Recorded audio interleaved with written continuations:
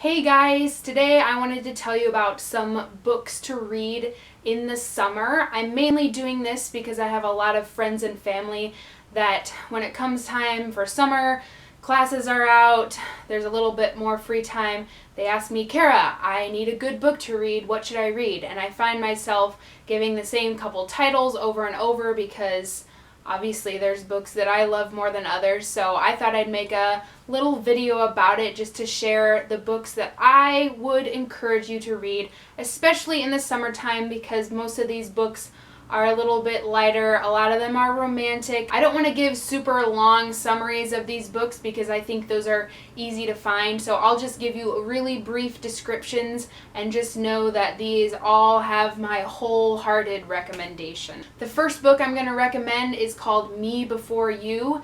It is a love story. It's a friendship story.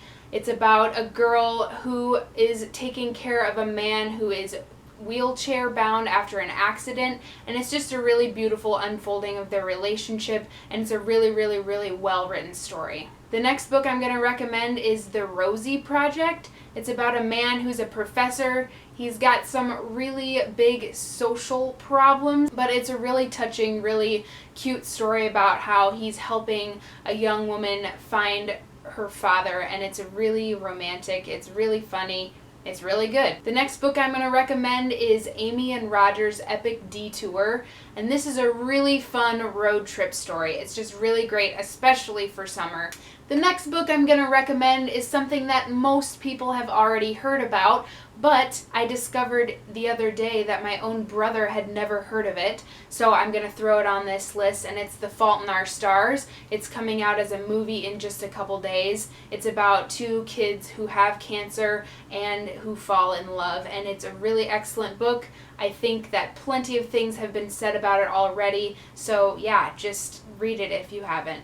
The next book I'm going to recommend is Just One Day by Gayle Forman, and it is also sort of a road trip story, but more of a travel story. It's about a girl who spends some time in Europe. She meets a boy, they spend one day together, and it's about that day and sort of the consequences and repercussions that happen from it. It is really romantic, it's really cute, and it has beautiful descriptions of the European landscape that they're in, and it's just a really good story.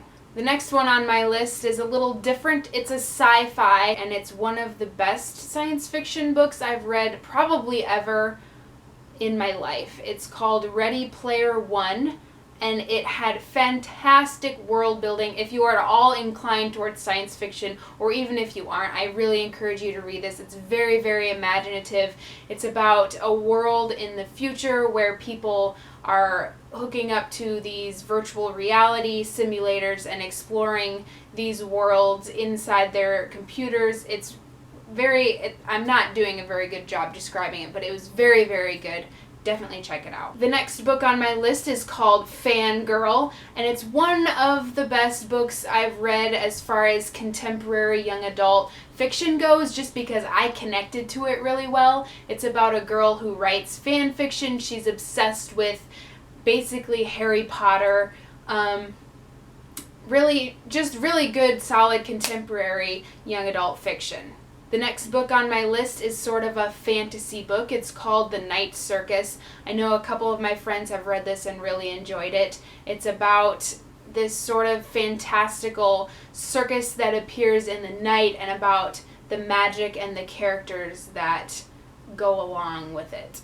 The next one is a book that's really close to my heart, and several of my friends love it, but it's super hard to convince people to read it because it's called Anna and the French Kiss. And it sounds kind of sappy and fluffy and stupid, but it's honestly up there with my very favorite young adult fiction books, and it's just so good. And I haven't read any other book that has such convincing and realistic dialogue between teenage characters. It's really hard sometimes to find books that have actual realistic dialogue where I read it and I'm like, yes, my friends and I, we talk like that. So it's just good, okay? Just read it.